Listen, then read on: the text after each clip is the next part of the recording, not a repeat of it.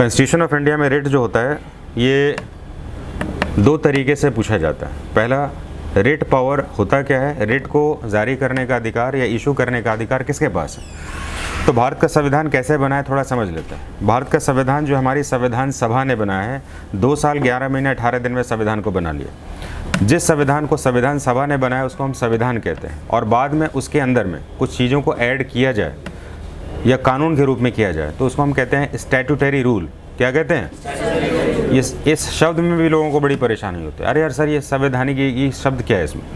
तो कॉन्स्टिट्यूशन और statutory rule दोनों में अंतर है। स्टैट्यूटरी जिसको संसद ने बनाया, तो संसद ने जो भी बनाया वो कानून बनाया, लेकिन संविधान बना हमारा 2 साल 11 महीने 18 दिन में, और इसकी स्थापना कैसे हुई क्या हो वो तो बैकग्राउंड में बड़ा लंबा चलेगा। तो भारत का संविधान लागू कब हुआ? इसमें 26 जनवरी 1950 में लागू। तो 26 जनवरी 1950 में लागू होने के बाद भारत में जब संविधान लागू हो गया, तो लागू होने के बाद जब भी हमने सोचा कि इसमें कुछ नई चीज़ें डालनी चाहिए, तो नई चीज़ें डालने के बाद हमने जो चीज़ डाली है उसको हमने कहा स्टैट्यूटरी रूल। स्टैट्यूटरी रूल वो होता है इसको जो कि समय समय पर चेंज किया जा सकता है। फॉर एन एग्जाम्पल ले लेते हैं, जैसे भारतीय संविधान में मूल रूप से आरक्षण को नहीं डिस्क्राइब किया गया, रिजर्वेशन को नहीं डिस्क्राइब किया गया, लेकिन बाद में जैसे संविधान बन गया तो हमने देखा है इसमें कि हमारे देश में अलग अलग ग्रुप ऑफ पीपल जो है अलग अलग बैकग्राउंड से आते हैं। अलग अलग बैकग्राउंड से आते हैं तो उनके साथ एक जैसे मान लीजिए यूपीएससी एनडीए हो गया, सीडीएस हो गया, एक जैसे लोग हैं। तो फिर जो है कोई गरीब जगह का आदमी है इसमें या सोशली डिस्क्रिमिनेटेड है इसमें, तो उसका पढ़ाई जो है सामान्य वर्ग से तो हमेशा ही पीछे रहेगा, और ऐसे समय में उसके बराबर कम्पीट करेगा नहीं तो फिर तो ऑफिसर भी नहीं बनेगा। ऐसे समय में फिर क्या, जो डाउन ट्रोडन है, जो पिछड़ा वर्ग है, उसको बराबर का अधिकार नहीं मिलना चाहिए। एक बड़ी विशेष चर्चा चली, जिसके बाद जो है डॉक्टर भीमराव अम्बेडकर के द्वारा भारतीय संविधान के आर्टिकल 16 में क्लाउज 4 डालकर एक टेम्प्रोरी रिजर्वेशन का क्लाउज डाल दिया गया। तो हमें ध्यान रखना होगा, रिजर्वेशन संविधान नहीं है, रिजर्वेशन क्या है? स्टैट्यूटरी है। स्टैट्यूटरी मतलब क्या आता है? संविधान बनने के बाद इसको जोड़ा गया। और उनके अनुसार डॉक्टर भीमराव अम्बेडकर के समय, जब हम कहते हैं डॉक्टर भीमराव अम्बेडकर, तो इनको क्यों कहते हैं हम ये? क्योंकि वो कौन है? फादर ऑफ इंडियन कॉन्स्टिट्यूशन है ना, उन्होंने ही फ्रेम किया है। तो जाहिर सी बात है कि ड्राफ्टिंग कमेटी के प्रेसिडेंट कौन थे? डॉक्टर भीमराव अम्बेडकर। तो भारत में जब संविधान बन रहा था तो अलग अलग कमेटीज़ बनी, और अलग अलग कमेटीज़ के हेड में ड्राफ्टिंग कमेटीज़ बनाई गई कि आप जो है सबको पढ़ के इसको ड्राफ्ट करिएगा, इसलिए इनको हम ड्राफ्टिंग कमेटी का सोल कहते हैं। तो उन्होंने जो है भारतीय संविधान में आर्टिकल 16 का 4 जो जोड़ा था इसमें, ये 4 का सेक्शन जो है वो कॉन्स्टिट्यूशन नहीं है, ये सिर्फ स्टैट्यूटरी है जो कि समय के साथ ख़त्म किया जा सकता है। उन्होंने कहा था 15 साल तक हार्डली रखेंगे रिजर्वेशन को और बाद में रिजर्वेशन को हटा देंगे। लेकिन भारत अजीब सा देश है। आज ही मैंने एक न्यूज़ चैनल में देख रहा था इसमें कि एक भारत में अलग अलग समुदाय जुड़ा हुआ है, नाम लेंगे तो शायद अलग हो जाए। उन्होंने समुदाय से कहा कि भाई ऐसा समय आ गया कि हमें भी आरक्षण मिलना चाहिए, एससी का आरक्षण मिलना चाहिए। तो कहने का मतलब है भारत एक बड़ा विचित्र सा देश बन गया। आज़ादी के समय अगर मैं कहूँ आपको कि भारत में जो है जातियों की संख्या, उदाहरण के रूप में ले, 100% जाति में से 10% जाति को आरक्षण दिया गया था, और समय के साथ, आज़ादी के साथ तो हमें फ्रीडम मिला, राइट टू इक्वालिटी मिला, तो ये आरक्षण खत्म होना चाहिए था, समानता बढ़ना चाहिए था। लेकिन भारत एक विचित्र सा देश है जिसमें पॉलिटिशियन ने रिजर्वेशन को एक ट्रम्प कार्ड जैसा यूज़ किया, और ट्रम्प कार्ड का मतलब होता है तुरुप का इक्का, यानी जब भी खोलें तो वोट मिल ही जाए इसमें। और इस आधार पर जो है भारत के लोकतंत्र में पॉलिटिशियन ने रिजर्वेशन के नाम पर अपनी सत्ताएं या सरकारें बनानी शुरू कर दी। और आज भी 80 साल के बाद रिजर्वेशन ख़त्म तो नहीं हुआ, लेकिन अलग अलग जातियां जो है अपने लिए दोबारा रिजर्वेशन की या रिजर्वेशन में आने की मांग कर रही हैं। इसलिए कहा जाता है आज़ादी के बाद हमने सामाजिक किया जो साइंटिफिक अप्रोच था हमारा इक्वालिटी का, ये सक्सेस है कि फेलियर है? अगर ये सक्सेस होता तो फिर तो डॉक्टर भीमराव अम्बेडकर ने 15 साल किया था। तो 50 में लागू होने वाला संविधान जो है 65 तक आते आते आरक्षण को तो ख़त्म कर देना चाहिए था, लेकिन 80 साल तक भी आरक्षण रहना और उसके बाद विभिन्न जातियों का और आरक्षण में जुड़ना, ये बताता है कि हमारे पास जो दिया गया कानून है ये सफल तो नहीं, इसके बहुत सारे इफ एंड बट्स। तो यहाँ पर इसको हम छोड़ देते हैं। अब जो है डॉक्टर भीमराव अम्बेडकर ने संविधान जब बनाया तो कहा कि ये सारे संविधान हमने भारत की आज़ादी के लिए पूरे संघर्ष के साथ बहुत सारे लोगों ने कुर्बानी दी है, और उनकी कुर्बानी का एक ही अर्थ था कि हमें अधिकार मिले, आज़ादी का अधिकार। और उनके संदर्भ में आज़ादी तब तक संभव नहीं है जब तक कि हमारे देश में समानता नहीं होती, राइट टू इक्वालिटी। तो भारत के संविधान में 2 तरह के मौलिक अधिकारों को जोड़ा गया।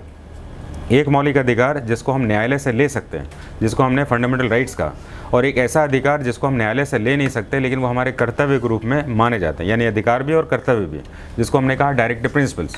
तो हमें इस बात को ध्यान रखना होगा, 2 प्रकार के अधिकार हैं हमारे। एक अधिकार को हमने कर्तव्य की श्रेणी में रखा और एक अधिकार को हमने जस्टिसेबल रखा है। जस्टिसेबल का मतलब होता है न्यायपालिका से हम ले सकते हैं, और दूसरे को न्यायपालिका से हम ले नहीं सकते, लेकिन हमारा कर्तव्य है कि ऐसा करें। अच्छा, राष्ट्रीय झंडे का सम्मान करना चाहिए कि नहीं? yes, लेकिन अगर नहीं करते हैं तो आपको कोई सरकार या कोई कानून जो है उसको पनिशमेंट नहीं दे सकता। जैसे कि 15 अगस्त 26 जनवरी के बाद हम देखते हैं कि लोग जो है झंडों को लेकर ज़मीन पर फेंक देते हैं। हालांकि उनका जो है मॉरल ग्राउंड इसके लिए उनको परमिट नहीं करता, उनको लगता है आज़ादी ख़त्म और काम ख़त्म। लेकिन हम जानते हैं इस बात को, और जहाँ पर भी ट्राई कलर दिखता है उठा के अच्छी जगह पर रख देते हैं। तो कहने का मतलब ये मॉरल रिस्पॉन्सिबिलिटी जो है हमारे कर्तव्य को बताती है, और अधिकार, ये दोनों ही चीज़ एक साथ बनी थी। दोनों ही चीज़, मौलिक अधिकार भी और फंडामेंटल ड्यूटीज़ भी। तो फंडामेंटल ड्यूटीज़ के लिए भी बार बार ये कहा जाता था इसको भी जस्टिसेबल होना चाहिए, है ना। कोई लोग नहीं माने तो उसको फिर मतलब पनिशमेंट देना चाहिए। जैसे संविधान का कोई इज्जत नहीं करे, जैसे कि भारत में झंडे का, तिरंगा का इज्जत नहीं करे इसमें, तो इसको पनिशमेंट होना चाहिए। लेकिन हमारे संविधान ने कहा कि सबके लिए अगर हमने पनिशेबल ऑफेंस ही लगा दिया इसमें, तो फिर देश में लोकतंत्र खत्म हो जाएगा, और जो पॉलिटिशियन है वो इस कंसेप्ट को जनता के बीच में ला के करेंगे क्या, क्योंकि सब कुछ तो अधिकार हो जाएगा। तो इसलिए हमने कहा कि मौलिक अधिकार वो है जो व्यक्ति के लिए होगा। मौलिक अधिकार किसके लिए है? व्यक्ति के लिए होगा। लेकिन अगर समाज के अधिकार की बात की जाए तो हम उसको कहेंगे डायरेक्टिव प्रिंसिपल्स, यानी व्यक्ति के निहित अधिकार को हम मौलिक अधिकार कहेंगे, और सामाजिक अधिकार को हम मौलिक कर्तव्य के नाम से जानेंगे। तो यहाँ पर ये दो डिवीज़न हो गया। इसका डेप्थ में हम अपने टॉपिक में जाएंगे, अभी तो सिर्फ सामान्य जानकारी ले रहे हैं। तो मौलिक अधिकार यानी व्यक्ति के अधिकार, और आज़ादी हमारी व्यक्ति के अधिकार के आधार पर लड़ी गई। जब हमारे देश की आज़ादी मिल गई तो हमारे व्यक्ति के आधार पर हमने 7 मौलिक अधिकार को बनाए थे, जिसमें कि समय के साथ हमने संपत्ति के अधिकार को ख़त्म कर दिया। तो संपत्ति के अधिकार को ख़त्म करने के बाद कितने अधिकार बचे? 6 मौलिक अधिकार। तो 6 मौलिक अधिकार होने के बाद अब हमारे देश में संविधान निर्माताओं को, खासकर डॉक्टर भीमराव अम्बेडकर को ये बात पता था कि भाई ऐसा है कि संविधान बनाने के लिए जो हमने मौलिक अधिकार बनाए हैं, इन अधिकारों के लिए जो व्यवस्थाएँ बनाई गई है वो भी करप्ट हो सकती है ना, वो भी करप्ट हो सकती है। जैसे कि हमें प्रशासन में हम जाएं और वो हमें अधिकार ही ना दे, तो फिर ये अधिकार लिखा हुआ रह जाएगा, बेकार हो जाएगा। तो कहा कि हमारे देश में एक ऐसा कानून बनाते हैं जिसमें कि 2 अलग अलग पिलर्स होंगे और दोनों कभी एक दूसरे से नहीं मिलेंगे। जैसे रेल की पटरी कभी नहीं मिलती, उसी तरह से हमारे देश में न्यायपालिका को विधायिका से अलग कर दिया गया। भारतीय संविधान के आर्टिकल 50 में न्यायपालिका को विधायिका से अलग कर दिया गया, और विधायिका किसी भी बात पे न्यायपालिका में इंटरफेयर नहीं करेगी, और न्यायपालिका भी do as the same thing, यानी कि दोनों एक दूसरे के अंदर में इंटरफेरेंस नहीं करेंगे। और इस तरीके से देश का जो कानून बनता है जनता के लिए, उस कानून में अगर कोई गलती होगी तो न्यायपालिका उसको काउंटर करने के लिए हमेशा प्रॉम्प्ट रहेगी। और मान लीजिए अगर मौलिक अधिकार अगर किसी का छीना जा रहा है या किसी को नहीं मिल रहा है, तो न्यायपालिका, क्योंकि जनता से जुड़ी हुई नहीं है, जनता न्यायपालिका का चुनाव नहीं कराती है, लोग कराते हैं। ऐसे समय में व्यक्ति जाके न्यायपालिका से अपने अधिकारों की मांग कर सकता है, और न्यायालय जो है 2 प्रकार के रिट, मतलब रिट 2 प्रकार के होते हैं, एक हाई कोर्ट के द्वारा, एक सुप्रीम कोर्ट के द्वारा। ये 2 प्रकार के रिटों के द्वारा जनता के मौलिक अधिकारों को पुनः स्थापित करने का काम करते हैं। तो हाई कोर्ट जो रिट जारी करता है 266 आर्टिकल में करता है, और सुप्रीम कोर्ट जो रिट जारी करता है आर्टिकल 32 में करता है, तो 226 सॉरी। तो इस तरीके से जो है 2 तरीके से हमारे पास रिट का एक्सप्लेनेशन आ गया। तो रिट के एक्सप्लेनेशन में अब हमारे पास क्वेश्चन आ गया इसमें कि 32 जो आर्टिकल है ये फंडामेंटल राइट्स के आर्टिकल के ग्रुप में है ना, आर्टिकल 35 तक। हम आर्टिकल 12 से लेकर आर्टिकल 35 को मौलिक अधिकार फंडामेंटल राइट्स में पढ़ते हैं। तो जाहिर सी बात है 32 जो है एक फंडामेंटल राइट का पार्ट है।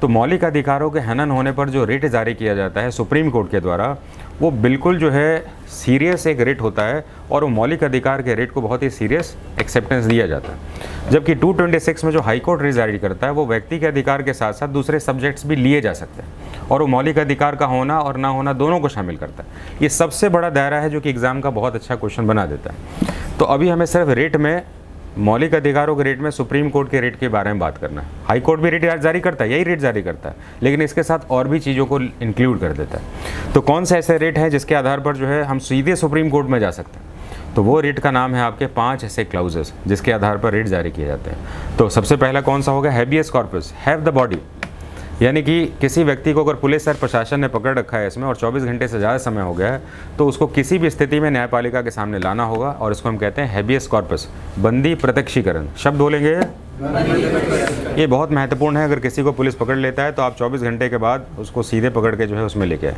इसलिए पुलिस ज़्यादातर अपनी कस्टडी में लेने के लिए रात का समय यूज़ करते हैं, और किसी को पता भी नहीं चलता है कि पुलिस ने उठाया किसी और ने उठाया, ताकि लोग जाके जो है कंप्लेन भी ना कर पाए। इसलिए आदमी को खुद को प्रोटेक्ट रखना पड़ता है और खुद एब्सकॉन्ड हो जाता है ज़्यादातर, है ना, ज़्यादातर लोग छुप जाते हैं ताकि पुलिस ले जाए तो सबको पता चल जाए कि हाँ भाई हमें ले गया तो 24 घंटे में लाना होगा। अगर चुपचाप उठा के ले गया तो फिर तो पता ही नहीं चलेगा, पुलिस कहेगी हमने तो नहीं लिया, ऐसे ही बोल रहे हैं आप इसमें। तो ये वाला सेक्शन जो है बड़ा सीरियस हो जाता है, हैबियस कॉर्पस। और एग्जाम जब पूछता है इसमें कि हैव द बॉडी करके रेट किस में आता है, तो हैव द बॉडी मतलब किस में आता है, हैबियस कॉर्पस। पहला रेट क्लियर हो गया। दूसरा रेट में आता है जिसमें हम कमांड की बात करते हैं, जिसमें हम कोई आदमी संवैधानिक संस्था पर बैठा हुआ आदमी अगर काम ना करे तो उसको कैसे काम करवाएं, तो हम इसको कहते हैं मैंडेमस। यानी कि हम सीधे जाके कोर्ट में कहें कि हमारा काम नहीं कर रहा है जबकि हम इतने दिन से परेशान हो रहे हैं। तो कोर्ट में चला गया और कहा कि ये संवैधानिक संस्था पे आदमी बैठा हुआ। संवैधानिक संस्था में कौन होते हैं, पुलिस जो है संवैधानिक भाग है, जाहिर सा बात है, बिजली ऑफिस, वाटर बॉडीज़, जो भी है आपका, इनफैक्ट नगर निगम वो सभी लोग हैं। गड्ढे में जो है लोग गिर जाते हैं, फिर मैं बड़ा अजीब, मैं कभी कभी देखता हूँ उसमें कि आप चौराहों पे चले जाए तो पुलिस ऐसे मुस्तैद होकर जो है, मतलब ड्राइवर जो गाड़ी चलाते हैं उनको देखती है जैसे कि वो प्रे हैं, उनके शिकार हैं, और वो भूल जाते हैं कि रास्ते में इतने सारे गड्ढे हैं, इसमें गड्ढे में कोई गिर के आदमी मर जाए उसमें फ़र्क नहीं पड़ता, लेकिन सीट बेल्ट अगर नहीं बांधा ना तो दुनिया भर का नुकसान हो जाएगा, जान चली जाएगी। और गड्ढा जो है सड़कों पर जो है इतना है, इसमें पत्थर रख दिए जाते हैं। अच्छा, सीवेज के ऊपर नगर निगम काम करके गड्ढा निकाल के जो है उसका जो ढक्कन होता है ना, वो ऐसे टेढ़ा रख देता है कि आदमी आए और उस पर टकरा के गिर जाए, कोई ध्यान नहीं। लेकिन सीट बेल्ट नहीं पहना आपने तो दुनिया का सबसे बड़ा जोखिम हो गया। हेलमेट नहीं पहना तो ऐसा लगता है कि ये तो आदमी ऐसे ही मर जाएगा, पकड़ के फाइन कर दो। और उनसे पूछो कि आप जिस रास्ते पे बैठे हुए इसमें, उसमें देखिए कितने बड़े गड्ढे हैं, उससे गिर के हमें चोट लगे, अरे वो हमारा काम ना आज।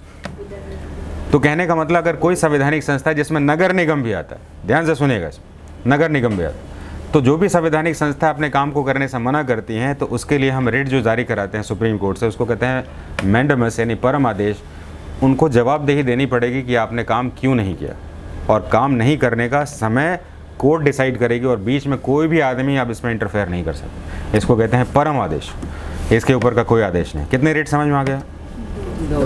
दो रेट हो गए, हैबियस कॉर्पस और मैंडेमस हो गए। अब हम बात करेंगे कुछ ऐसे रेट के बारे में जो कि ऊपर के कोर्ट नीचे के कोर्ट के द्वारा दिए जाते हैं ना। कोर्ट में भी आपस में एक दूसरे को रेट शेयर करते हैं, जिसमें कौन कौन से रेट होते हैं? एक होता है प्रोहिबिशन और एक होता है सरसरी। क्या होता है? सरसरी और प्रोहिबिशन। ये दोनों ऐसे रेट हैं जो स्पेशलाइज्ड हैं, जो सीनियर कोर्ट जूनियर कोर्ट को कहता है। जैसे आपके क्लास में सीनियर स्टूडेंट जो हैं जूनियर स्टूडेंट्स को हमारे आने से पहले ही कह सकते हैं शांत रहो, थोड़ा सा पढ़ाई कर लो, इसमें लिख के रखो, उसमें टीचर की आने की ज़रूरत नहीं। तो सीनियर कोर्ट जो है जूनियर कोर्ट्स को जो डायरेक्शन देते हैं, जो एडवाइस देते हैं, उसमें प्रोहिबिशन आता है और सरसरी आता है ना। प्रोहिबिशन का मतलब होता है निषेध, जैसे लिखते हैं ना स्मोकिंग इज़ प्रोहिबिटेड। तो हायर कोर्ट जो होगा, हायर कोर्ट में सुप्रीम कोर्ट और हाई कोर्ट आता है। हायर कोर्ट जो है अगर उसको लगता है कि जो लोअर कोर्ट ने ऐसा कोई केस ले लिया जो कि उसके अधिकार क्षेत्र का भाग नहीं है, तो सीनियर कोर्ट कह सकता है इस केस को आप प्रोहिबिट करिए, ये आपके रेंज का केस नहीं, इसको आप वापस ऊपर भेजिए। तो इसको क्या कहेंगे? प्रोहिबिशन। तो प्रोहिबिशन केस कैसा केस होता है, रेट कैसा होता है? It is a judicial rate. Judicial rate का मतलब क्या होता है? It is for judicial purposes, ये किसी बाहर के लिए नहीं है, सीनियर कोर्ट जूनियर कोर्ट के लिए दे रहा है। अब हम बात करेंगे सरसरी। सरसरी कहते हैं इसको, और सरसरी का बेसिक मतलब होता है अगर कोई केस या मुकदमा जूनियर कोर्ट में पेंडिंग पड़ा हुआ, जैसे कि किसी का मौलिक अधिकार हनन हो रहा। मान लीजिए आपके पास 1 बीघा ज़मीन है, उसी से जीवन चल रहा है, बिना जीवन के तो हमारा मौलिक अधिकार भी सुरक्षित नहीं है इसमें। और देखा कि 1-2 साल तक जो है वो केस चल रहा है और उस आदमी के ज़मीन पर कब्जा कर लिया किसी ने, लोअर कोर्ट में मुकदमा चल रहा है। उसने कहा कि सर हम खाएंगे क्या, जिएंगे क्या, हम तो जीने के लिए हमारे पास परेशानी है। तो इस केस को जो है अगर रेट के केस में लेके जाएगा तो कहेगा भाई ऐसा है कि लोअर कोर्ट में तो केस जाना ही है ज़मीन जायदाद वाला, लेकिन ये हमारे जीवन से जुड़ा हुआ मुद्दा है, जाहिर सी बात है हमारा मौलिक अधिकार है। तो ऐसे केस जिसको लोअर कोर्ट ने लटका के रखा हुआ, ये फैसले नहीं आ रहे इसमें, हाई कोर्ट और सीनियर कोर्ट सुप्रीम कोर्ट कह सकता है कि आप इस केस को ऊपर भेजिए। और अगर ये ऊपर भेज दिया गया तो जो जूनियर कोर्ट्स हैं ना, उनके अधिकार से मामला निकल जाएगा। और ये फैसले में अगर पेंडिंग का कोई वैलिड रीज़न नहीं बनता है तो वो उस केस को डील करने वाला जज उसके प्रमोशन के फाइल में लिख दिया जाएगा नॉट कैपेबल, और उसका प्रमोशन रुक जाए। तो कहने का मतलब है जुडिशरी सिस्टम को भी एक्टिव रखने के लिए हमारे देश में ये दोनों ही सेक्शंस को लगाया गया है कि ताकि जजेस जो हैं अपने पावर का मिसयूज़ ना कर पाएँ। तो सरसरी समझ में आ गया? कोई जज चाहे तो नीचे का जज पेंडिंग नहीं कर सकता। और ध्यान रखिएगा इस बात को, अगर मान लीजिए लोअर जज ने कोई ऐसा फैसला दे दिया, ध्यान से सुनेंगे, लोअर जज ने कोई ऐसा फैसला दे दिया जिसको हाई कोर्ट में जाके चुनौती देने पर वो फैसला को बदल दिया गया, तो फिर वो जज की क्रेडिबिलिटी भी लूज़ होगी। क्यों भाई? क्योंकि हमारे देश में एविडेंस एक जैसा है, किस एविडेंस के बेसिस पर आपने ऐसा जजमेंट दे दिया इसमें, जिसको सुप्रीम कोर्ट या हाई कोर्ट ने बदल दिया। अगर उसको नहीं बदला तो उस जज की वैल्यू बढ़ जाएगी, क्योंकि उसने बहुत ही सोच समझ के वाइज डिसीजन लिया, और बदल दी जाएगी यानी कि आपकी क्रेडिबिलिटी खत्म। तो किसी जज के ऊपर एक प्रेशर बना रहता है कि हमने तो फैसला सुना दिया, लेकिन हमारा फैसला अगर ऊपर के कोर्ट ने बदल दिया तो फिर बाद में हमारा प्रमोशन और हमारी सीनियरिटी भी खराब हो जाएगी। कोई भी जज चाहेगा कि नहीं लोअर कोर्ट से हाई कोर्ट में चला जाए, हाई कोर्ट से सुप्रीम कोर्ट में चला जाए, लेकिन अगर उसने केस के फैसले ऐसे लिए जो बाद में चेंज कर दिए जाएँ तो फिर उसकी क्रेडिबिलिटी को नुकसान होगा और उसको प्रमोशन में भी नुकसान होगा। ऐसे समय में कोई जज जो है प्रोहिबिशन और सरसरी के मुकदमे में या रेट में जाना नहीं चाहता। नेक्स्ट हमारे पास लास्ट रेट का नाम है, जिसका नाम है आपका क्यो वारंटो, अधिकार परीक्षा। भारतीय संविधान में हमारे पास जो समानता का अधिकार है, जिसमें कि आर्टिकल 15 कहता है और 16 कहता है, लोग स्पेशली 16 आर्टिकल कहता है कि जितने भी हमारे पास पब्लिक सर्विसेज हैं, 16 आर्टिकल कहता है पब्लिक सर्विसेज यानी कि लोक सेवा, जिसके लिए आप लोग अप्लाई करते हैं ना गवर्नमेंट जॉब के लिए, तो गवर्नमेंट जॉब की जितनी भी वैकेंसीज़ आती है उस वैकेंसीज़ का नोटिफिकेशन आम जनता के माध्यम से ही होना चाहिए। आप इसके लिए कोई पर्सनलाइज रिक्रूटमेंट नहीं निकाल सकते। आपने ऐसा बहुत सारा देखा होगा कि आपके नाना जी, आपके दादाजी ने बहुतों को नौकरी दिलवा दिया, सुना है कि आपने कभी? ऐसा सुनवा दिया, क्योंकि उस समय क्या होता था ना, हमारे पास मीडिया चैनल इतना एक्टिव नहीं होते थे ये, और जो भी गवर्नमेंट की वैकेंसीज नोटिफाइड होती थी ना, उसको नोटिफाइड करने से पहले ही जॉब दे देते थे। लेन देन भी हो सकता था या अपनी पहचान से भी जो है सी कैटेगरी ग्रुप डी का नौकरी दे देते, जैसे चपरासी बना दिया किसी को, किसी के बॉडी में डाल दिया। ऐसे किसी के पास एग्जाम्पल्स तो ज़रूर होंगे, ऐसे सभी के पास होंगे। तो ऐसे ही एग्जाम्पल के साथ मैं आपको बता रहा हूँ, अगर किसी भी वैकेंसी के लिए नोटिफिकेशन नहीं दिया गया और आम जनता के बीच में उसकी जानकारी नहीं है और वो पर्सन जो है पब्लिक सर्विसेज में एम्प्लॉयड हो गया, तो इस बात का ध्यान रखना है। अगर उसने इस केस को रेट के माध्यम से अगर दायर किया, कहा कि ये जॉब हमारे लिए क्यों नहीं मिला, हमें तो पता ही नहीं चला और इसका कोई कहीं पर भी जिक्र नहीं था, तो जिस पद पर बैठा हुआ व्यक्ति है, सुप्रीम कोर्ट का ये रेट उसको क्वेश्चनेबल बनाएगा कि आप बताइए कि आपके इस पोस्ट पर आने की वैलिडिटी क्या है, आप कैसे आ सकते हैं इसमें। अगर उसने बढ़िया जवाब दिया, संवैधानिक जवाब दिया और उत्तर सही है, तो फिर उसको एक्सेप्ट कर लिया जाएगा।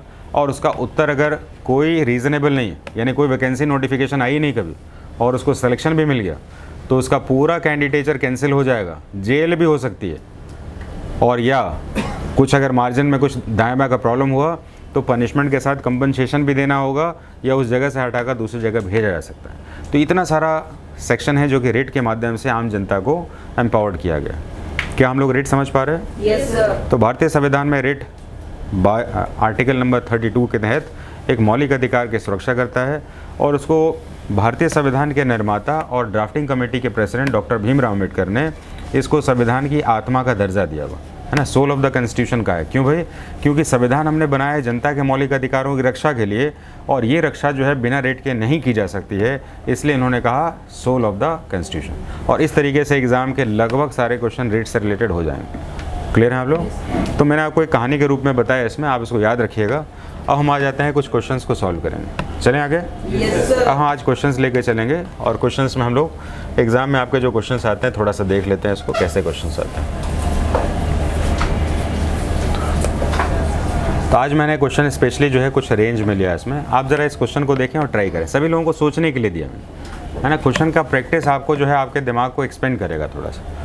देख रहे हैं पार्ट ए कह रहा है इसमें 5 ईयर प्लान से रिलेटेड हमारे क्वेश्चन है, इसको हटा के ऐसे पढ़ेंगे इसको। Consider the following statement regarding India's first 5 year plan. Question को पढ़ेंगे आराम से। ये क्वेश्चंस एग्जाम के पॉपुलर क्वेश्चंस रहते हैं, लगभग आते हैं। पिछली बार हमारे पास 2 क्वेश्चन इकोनॉमी के आए थे और दोनों ही इकोनॉमी के क्वेश्चंस क्लास में किया हुआ था। अच्छा बताइए सही है कि नहीं? Yes, दोनों क्वेश्चंस क्लास के, तो जाहिर सा बात है ये चांसेस हमारे पास रहेगा। हमने पूरी तरह से एकदम डिटेल स्टडी किया हुआ, तो क्वेश्चन का ट्राई करिए। देखिए सबसे पहले क्वेश्चन समझ लेना है ना, क्वेश्चन पढ़ने के साथ आपकी अंडरस्टैंडिंग बढ़ेगी। तुक्का मत लगाइए, सिर्फ पढ़ लीजिए, नहीं आया है अलग बात है। तो it was based largely on Harrod Domar model, agriculture and irrigation receive major priority, it plan cover period of इतना इतना। तो ये एक्चुअली देख रहे हैं हम तीनों ही सही है, तो तीनों ही सही है, तो क्या करना चाहिए था? अब एक काम करते हैं, थोड़ा सा इसका डिस्क्रिप्शन ले लेते हैं। हेरोड-डोमर क्या है? हेरोड-डोमर क्या होता है ना, एक स्ट्रक्चर है। जैसे कि कोई भी डेवलपमेंट होता है ना, तो डेवलपमेंट में हमें किस आदमी ने कैसा डेवलपमेंट किस जगह पर काम किया है, तो हेरोल्ड डोमर में जो है ना, ये जो साइंटिस्ट थे ये दोनों ही इकोनॉमिस्ट थे। पहली बात तो ये, एक इकोनॉमिस्ट थे ब्रिटेन के और दूसरे थे अमेरिकन, और इन्होंने जो है जनता के विकास के लिए किस तरह से स्टेप बाय स्टेप प्रोग्रेस करना है और इकोनॉमी का बेस कैसा होगा तो कैसा इन्वेस्टमेंट होगा। अच्छा एक बात बताइए, शहर में रहने वाला 1 लाख रुपए कमाने वाला आदमी का इन्वेस्टमेंट और गांव में रहने वाले का जो 5,000 रुपये कमाता है, दोनों का इन्वेस्टमेंट एक जैसा हो सकता है क्या? नहीं हो सकता। उसी तरीके से भारत जब आज़ादी के समय काफ़ी ज़्यादा नीचे था, डेवलपिंग कंट्रीज़ में था, तो भारत के विकास के लिए जो है ना वो अमेरिका और ब्रिटेन का मॉडल नहीं चलेगा। इन दोनों ने जो कंसेप्ट दिया हुआ था ना कि इस तरह से एक डेवलपिंग कंट्रीज़ को हम डेवलप कराने के लिए पहला स्टेप रख सकते हैं, it was the first step. और फर्स्ट स्टेप में जो है हमने 2 अलग अलग इकोनॉमिक्स, जिसमें हेरोल्ड थे और डोमर था। हेरोल्ड कहाँ के थे? ब्रिटिश इकोनॉमिस्ट थे, और डोमर कहाँ के थे? अमेरिकन थे। इन दोनों ने मिलकर भारत की इकोनॉमी के ऊपर बात नहीं की थी, उन्होंने अपने देश या अपने फील्ड के बारे में बात की। जैसे कि मेरा अपने रिसर्च का टॉपिक क्या है आपका? मेरा रिसर्च का टॉपिक है लीडरशिप, बिहेवियर, इमोशनल इंटेलिजेंस और इन कॉम्पिटिटिव एस्पिरेंट्स, है ना, ये मेरा टॉपिक है रिसर्च। तो इन्होंने अपना रिसर्च किया हुआ था, तो इनका रिसर्च क्या था कि किस तरह से एक बेसिक्स जो इकोनॉमी लाइन में जो कंट्रीज़ हैं उनको हम डेवलप बना सकते हैं। तो इन दोनों ही मॉडल के कंसेप्ट को लेने के बाद भारत ने इसको फर्स्ट 5 ईयर प्लान में एक्सेप्ट कर लिया। फर्स्ट 5 ईयर प्लान में हमारे देश की सबसे बड़ी चुनौती थी कि भारत में सबसे पहले खाने की दिक्कत, और खाने की दिक्कत नहीं होगी तो दूसरी दिक्कतों का तो सामना हम बाद में करेंगे जब तक पेट नहीं भरा होगा, है ना। Empty stomach can not fight, ऐसा करके पहला एक कंसेप्ट बनता है। भूखा आदमी लड़ नहीं सकता है, भूखा आदमी को भूख मिटाओ पहले। तो सबसे पहला हमने जो ध्यान दिया था हेरोल्ड डोमर पे, वो एग्रीकल्चर पर दिया था, यानी कृषि पर। तो कृषि से रिलेटेड जो है सारे सेक्शंस हैं, और पहला पंचवर्षीय योजना 1951 से 56 बना हुआ है। Got it? हाँ कि नहीं? हाँ बोलते रहना, पता चले नहीं जैसे में खो जाएंगे आज, तो इस बात का ध्यान रखना। तो पहला क्वेश्चन क्लियर हो गया हमारे पास। दूसरा क्वेश्चन आ जाता है, विच 5 year plan is mostly closely associated with the Mahalanobis strategy. अब देखिए ऐसा है कि भारत में जो है ना अलग अलग पंचवर्षीय योजना जब बनी थी, सबसे पहले तो ये बता दें आपको पंचवर्षीय योजना बनी कितनी है? 12 बनी है, ठीक है कि नहीं? 12 पंचवर्षीय योजना बनी है, तो अलग अलग पंचवर्षीय योजनाओं के साथ कुछ ना कुछ फैक्ट्स जुड़े हैं। एग्जाम में ये बेसिक क्वेश्चंस बनते हैं, लेकिन जैसे हमारे देश में मोदी सरकार आ गई तो पंचवर्षीय योजना को प्लानिंग कमीशन के द्वारा जो बनाई जाती थी उसको हमने भंग कर दिया और कहा कि अब 5 ईयर प्लान की जगह पर हम लोग क्या बनाएंगे? नीति आयोग तो थिंक टैंक है सिर्फ, ये क्या बनाएगा? लेकिन सोचिए समझिए बताइए, पंचवर्षीय योजना तो 5 साल की योजना बनाती है, लेकिन नीति आयोग क्या बनाता है? ये तो आपने सोचा नहीं कभी, आपने तो सीधे बता दिया। इसमें नाम से ही पता है, इसमें पंचवर्षीय योजना में 5 साल की योजना बनती है, लेकिन नीति आयोग फिर क्या करता है? पंचवर्षीय योजना को अगर आप एक सब्जेक्ट मानते हैं तो उसको बनाने वाला ऑर्गेनाइजेशन जो था उसका नाम था प्लानिंग कमीशन। क्या था? प्लानिंग कमीशन था, और नेशनल डेवलपमेंट काउंसिल था। 2 मिलकर जो है 5 ईयर प्लान बनाते थे। तो हमने जब इसको हटा दिया तो उसकी जगह पर प्लानिंग कमीशन और एनडीसी की जगह पर हमने बना दिया नीति आयोग। आपको जानकर आश्चर्य होगा कि मेरे बहुत सारे स्टूडेंट जो है नीति आयोग में काम कर चुके हैं। हाँ, ऐसे लोग भी हैं नीति आयोग में जो है थिंक टैंक में कंट्रीब्यूट कर चुके हैं। तो नीति आयोग क्या करती है ना, देश में जो है योजनाओं के अलग अलग लेवल में बांट देती है। कुछ योजनाएं जो हैं 5 साल 8 साल की समय लेती हैं, कुछ योजनाओं 4 साल या 3 साल का समय लेती हैं, कुछ 1 साल का समय लेती हैं। अच्छा एक काम करते हैं, अगर आपको जो है आपके घर में साइकिल खरीदना होगा, बाइक खरीदना होगा और कार खरीदना होगा, तो आपके घर के स्ट्रक्चर में, इकोनॉमिक स्ट्रक्चर में कैसे फ़र्क पड़ेगा? साइकिल खरीदना होगा तो आप 1 मंथ की सैलरी से भी ले लेंगे। मैं आपके घर की बात करूँ, आप लोग तो नहीं कमा रहे हैं। साइकिल तो 1000-2000 में भी आ सकता है ना, इसमें सस्ता उस्ता साइकिल जो है। लेकिन अगर हम बाइक खरीदें तो आपको पता चलेगा कि शायद वो साल भर का पैसा वाला बजट आ जाए, है कि नहीं? आजकल 2-2 लाख की बाइक आती है इसमें, और इकोनॉमी में से मान लीजिए 50,000 भी कमाते हैं तो 10-10 हज़ार हर महीने का जोड़ लें इसमें, तो 12 महीने का जोड़ेंगे तो तब हमारा 1.25 लाख के करीब बन जाएगा। यानी कि साइकिल खरीदने के लिए 1 महीने की सैलरी में काम चलेगा, बाइक खरीदने के लिए साल भर की सैलरी से एडजस्ट करना पड़ेगा, और कार खरीदने की सोचे तो 10 साल की सैलरी चली जाएगी। सही बात है कि नहीं? yes, तो कहने का मतलब है कि हमारे देश में 5 साल की जो योजना बन रही थी उसमें 5 साल वाला टेन्योर ही पूरा हो रहा था। जैसे सड़कें बनानी है, बहुत बड़ा प्रोजेक्ट है इसमें, तो फिर उसके लिए 5 साल अगर काम काफ़ी नहीं है, जैसे तो कोई सरकार सोचेगी 5 साल के लिए हमने बनाया और बीच में इनकम्प्लीट रहेगा और दूसरी सरकार ने आके क्रेडिट ले लिया, तो वो लोग 5 साल से बड़ा योजना बनाते ही नहीं थे। लेकिन देश को तो ज़रूरत था, तो ऐसे समय हमारा देश कैसे डेवलप करेगा? तो इसके लिए हमारे देश ने नीति आयोग से काम किया और कहा कि हमारे पास इकोनॉमिक इंफ्रास्ट्रक्चर जो होगा वो 5 साल के लिए नहीं होगा, अलग अलग टेन्योर के लिए होगा, और हमारे देश में अलग अलग टेन्योर के हिसाब से काम करना स्टार्ट किया। लेकिन ये बात तो हो गई हमारे 12वीं पंचवर्षीय योजना तक तो 5 साल ही चल रहा है, लेकिन हम बात कर रहे हैं पहले की। तो पहले के समय क्या होता था, इसमें पहली पंचवर्षीय योजना को किसने बनाया था? हेराल्ड डोमर ने बनाया था, जो कि ब्रिटिश और अमेरिकन कौन थे? इकोनॉमिस्ट थे, साइंटिस्ट ने इकोनॉमिस्ट बोले। लेकिन दूसरी पंचवर्षीय योजना को महालनोबिस ने बनाया था। महालनोबिस ने कहा था कि अब एग्रीकल्चर का डेवलपमेंट हो गया हमारा, अब हम खाने वाना खाने लगे, अब एक काम करते हैं, रोजगार देने की शुरुआत करते हैं। तो पीसी महालनोबिस ने क्या किया? हैवी इंडस्ट्रीज़ यानी भारी उद्योगों पर काम करना शुरू किया, और भारी उद्योगों पर काम करने से हमारे देश में नौकरी भी मिला। और भारी उद्योगों में हमारे देश में सबसे इंपॉर्टेंट क्या क्या चीज़ें बनी? जितने भी डैम्स थे वो बनाए गए, डैम बनाने की शुरुआत हो गई। डैम तो फर्स्ट पंचवर्षीय योजना से स्टार्ट हो गए थे, लेकिन डैम को इसमें ज़्यादा महत्व मिला। डैम से क्या क्या बन गया हमारे पास? क्योंकि डैम बनेगा तो पानी जब गिरेगा उसमें, तो हमने टरबाइन से बिजली बनाना स्टार्ट किया, और बिजली बनाना तो कृषि नहीं है हमारा। तो ये सारा प्रोजेक्ट जो है फर्स्ट और सेकंड के क्वेश्चंस में एग्ज़ाम सबसे ज़्यादा फोकस करता है, इस बात को ध्यान रखें। पहला कृषि था और दूसरा था हैवी इंडस्ट्रीज़। तो इस तरीके से सेकंड 5 ईयर प्लानिंग का पीसी महालनोबिस के साथ डायरेक्ट लिंक होगा। इनका टेन्योर भी ध्यान रखिएगा, पहला था 51 से और दूसरा था 56 से 61 होगा ना इसमें। हाँ, the main reason of the failure to achieve the major objective of third. आप सीधे बोल दे रहे हैं इसमें, लेकिन आप इसका टेन्योर पहले बताइए। बताइए आगे क्या करें।